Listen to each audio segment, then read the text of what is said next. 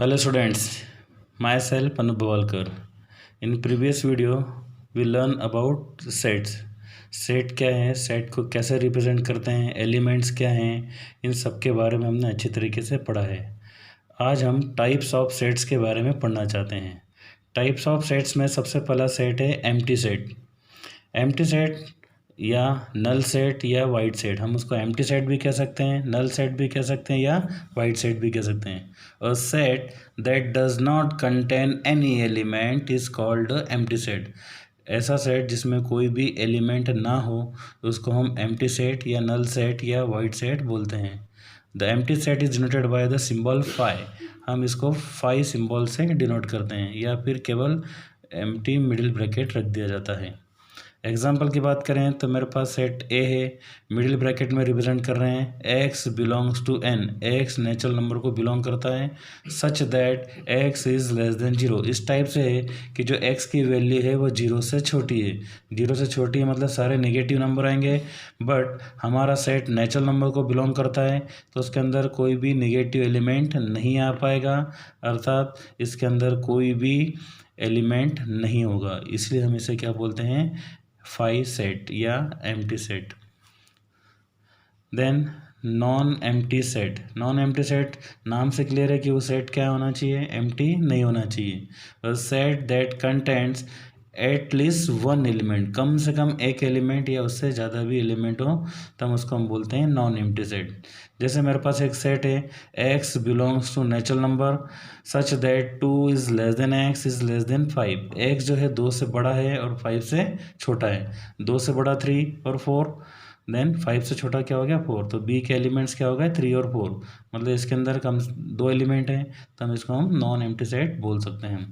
Singleton set, a set that contains exactly one element is called singleton set। ऐसा set जिसके अंदर केवल एक ही एलिमेंट हो उसको हम क्या बोलते हैं, सिंगलटन सेट। जैसे एग्जांपल के x belongs to natural number such that 2 is less than x is less than 4। x 2 से बड़ा है पर 4 से छोटा है। 2 से बड़ा नेचुरल नंबर 3 और 4 से छोटा नेचुरल नंबर भी 3। इसका मतलब इस सेट में केवल एक ही एलिमेंट आएगा, इसलिए हम इसको सिंगलटन सेट कहते हैं। फिर नेक्स्ट सेट है हमारा finite set. A set which is empty और consist of definite number of elements. या तो वो एम्प्टी सेट हो या उसके अंदर एलिमेंट्स काउंटेबल हो या डेफिनेट नंबर्स हों तो हम उसको क्या बोलते हैं, फाइनाइट सेट। जैसे मेरे पास एक एग्जांपल है x belongs to n, natural number को बिलोंग कर रहा है such that 2 is less than x is less than 10। x 2 से बड़ा है बट 10 से छोटा है, तो 2 से बड़ा एलिमेंट 3 4 5 6 7 8 और 9। तो इसके अंदर नंबर ऑफ एलिमेंट्स ज़्यादा हैं, 1 2 3 4 5 6 7 एलिमेंट्स है, तो हम इसको हम क्या बोल सकते हैं, finite set. Infinite, a set which does not consist of a definite number. ऐसा सेट जिसके अंदर डेफिनेट नंबर नहीं हो, मीन्स हम जिसको काउंट नहीं कर पाए, उसको हम बोलते हैं इनफाइनाइट सेट। एग्जाम्पल की हम बात करें तो नेचुरल नंबर का सेट, नेचुरल नंबर का सेट स्टार्ट कहाँ से होता है, 1 से, 1 2 3 and so on. Infinite number हम उनको काउंट नहीं कर सकते हैं। होल नंबर्स के सेट को भी हम इनफाइनाइट सेट्स का एग्जांपल में लिख सकते हैं। इंटीजर्स हो, रैशनल नंबर्स हो, ये सब आपके क्या कहलाते हैं, infinite sets. Then cardinal numbers of a finite set. Cardinal number मतलब किसी भी सेट में जो नंबर ऑफ एलिमेंट्स हैं उनको हम क्या बोलेंगे, cardinal numbers. The number of distinct elements of finite set is called cardinal number। जैसे मेरे पास कोई सेट है x belongs to n such that 2 is less than x is less than 10। तो इसके एलिमेंट्स क्या हो गए, 3 4 5 6 7 8 9। 1 2 3 4 5 6 7, कितने एलिमेंट्स हो गए, 7। तो n of b is equal to कितना हो जाएगा, 7। तो हमारा कॉर्डिनल नंबर क्या हो गया, 7 numbers. Then equal sets. Equal sets के लिए आपके पास 2 सेट होना चाहिए। 2 sets A and B are said to be equal sets. 2 sets हैं A और B, उनको हम इक्वल सेट्स कब बोलेंगे, if they have exactly the same elements and we write A is equal to B। अगर उसके अंदर सेम एलिमेंट्स हो, नंबर ऑफ एलिमेंट्स भी इक्वल हो, तब उसको हम इक्वल सेट बोलेंगे। मतलब A is equal to B लिख सकते हैं। एग्जाम्पल के लिए ए इज इक्वल टू 1 2 3 4 और बी इज इक्वल टू 4 3 2 1।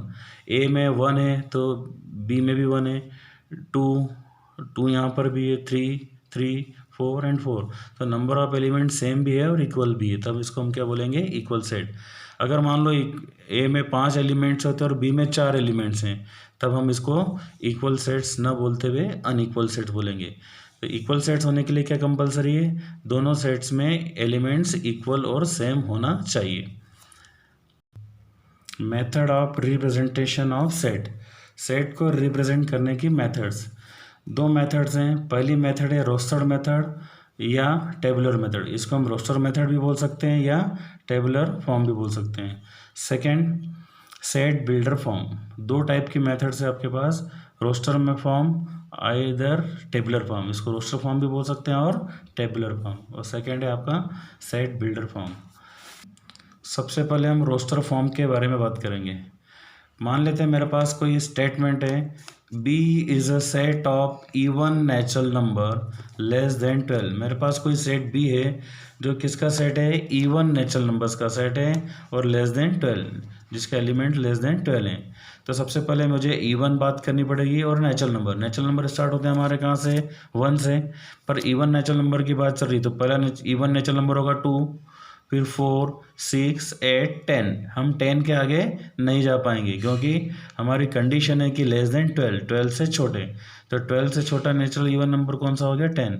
तो B इज़ अ 2, 4, 6, 8। इस स्टेटमेंट को हमने रोस्टर फॉर्म में चेंज कर दिया। हम एक एग्जांपल की ओर बात करते हैं। K is a set of integers. K किसका सेट है, इंटीजर्स का। लेस देन 4 जो 4 से छोटा है, एंड ग्रेटर देन -3 जो -3 से छोटा है।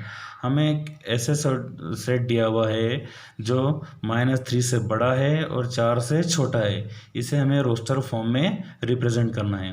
तो K इज इक्वल टू -3 से बड़ा होता है -2, -1, 0, 1, 2 और 3।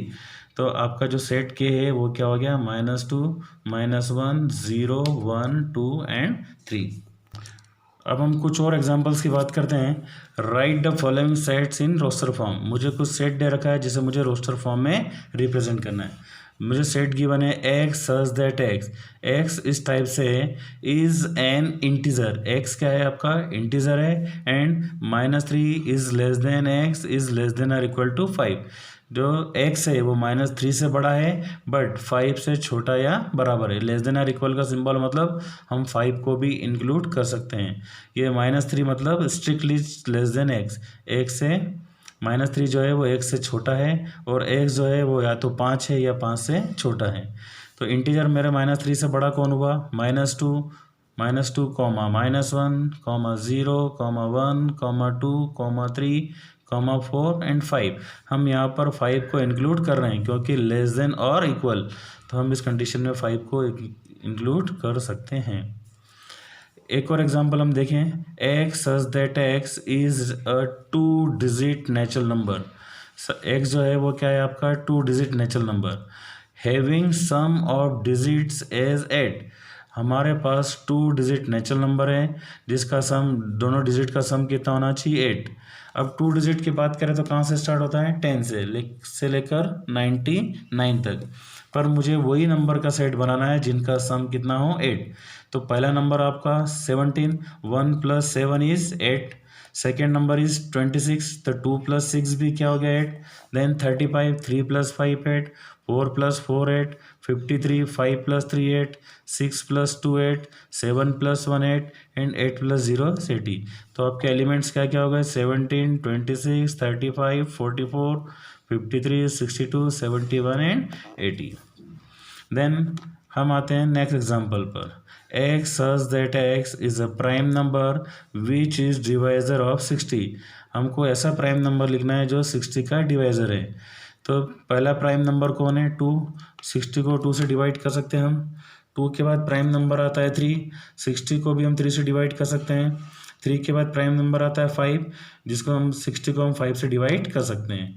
पर 5 के बाद कोई भी ऐसा प्राइम नंबर नहीं है जो उसको हम जिसको 60 को डिवाइड किया जा सकता है। जैसे 7 अगर हम ले तो 7 की टेबल में 60 नहीं आता है, 11, 13, 17 आगे भी ऐसे कोई भी एलिमेंट नहीं होगा जो डिवाइज़र किसका होगा 60 का। तो हमारा जो सेट बन गया वो क्या बन गया 2, 3 और 5।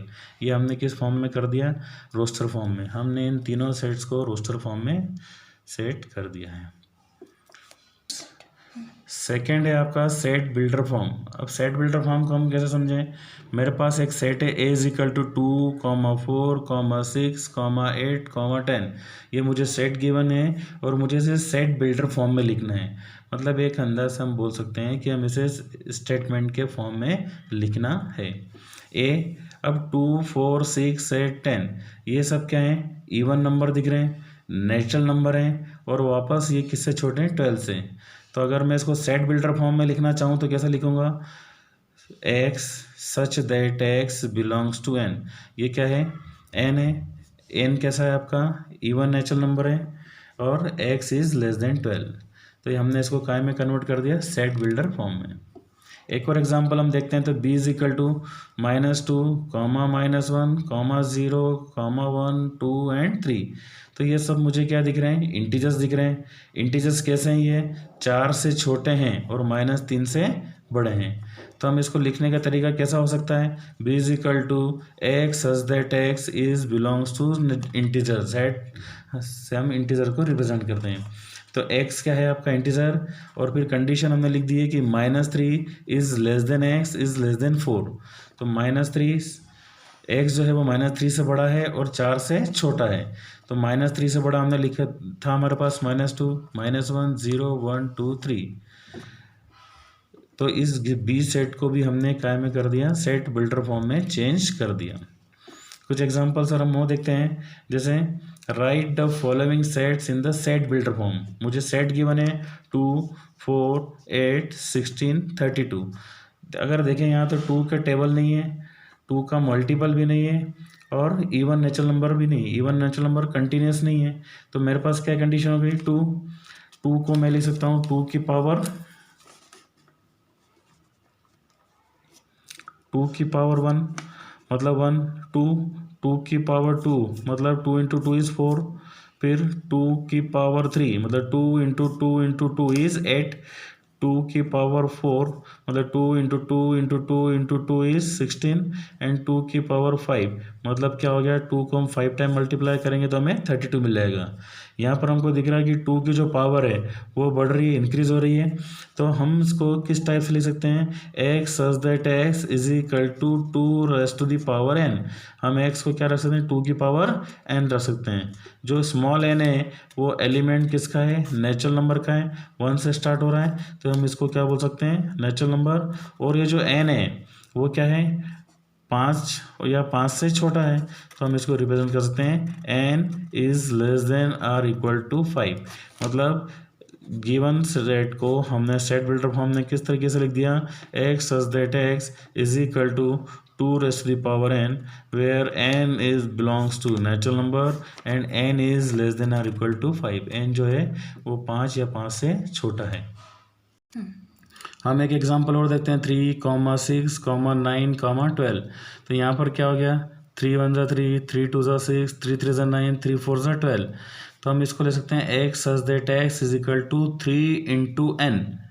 n यहाँ पर किसको बिलोंग कर रहा है, नेचुरल नंबर को, और n is less than or equal to 4। जो n की वैल्यू है वो 4 या 4 से छोटी है। नेचुरल नंबर इसलिए कहाँ से स्टार्ट होगी, 1 से। तो 3 1 n की प्लेस पे अगर मैंने 1 रखा तो क्या हो जाएगा, 3 इंटू 1। n की प्लेस पे 2 रखा तो 3 इंटू 2। n की प्लेस पे 3 रखा तो 3 इंटू 3 मतलब 9, 6 और 1। और ऐसे ही अगर n की प्लेस पे 4 रखा तो 3 इंटू 4 मतलब 12। तो आपके सारे एलिमेंट्स आ गए 3, 6, 9, 12। तो हम इसको सेट बिल्डर फॉर्म में कैसे ले सकते हैं, x such that x is equal to 3n where n is element of n and n is less than और इक्वल टू 4। ये आपका हो गया सेट बिल्डर फॉर्म। तो रिप्रेजेंटेशन फॉर्म हमने देखा, किस किस फॉर्म में लिख सकते हैं हम, या तो रोस्टर फॉर्म में या सेट बिल्डर फॉर्म में। रोस्टर फॉर्म को हम टेबुलर फॉर्म में भी टेबुलर फॉर्म भी बोलते हैं। तो आज हमने टाइप्स ऑफ सेट और method of representation of sets देखे। आप इसको अच्छी तरीके से रीड करें, समझने की कोशिश करें, और कल हम इसके आगे के टॉपिक पे बात करेंगे। Thank you very much.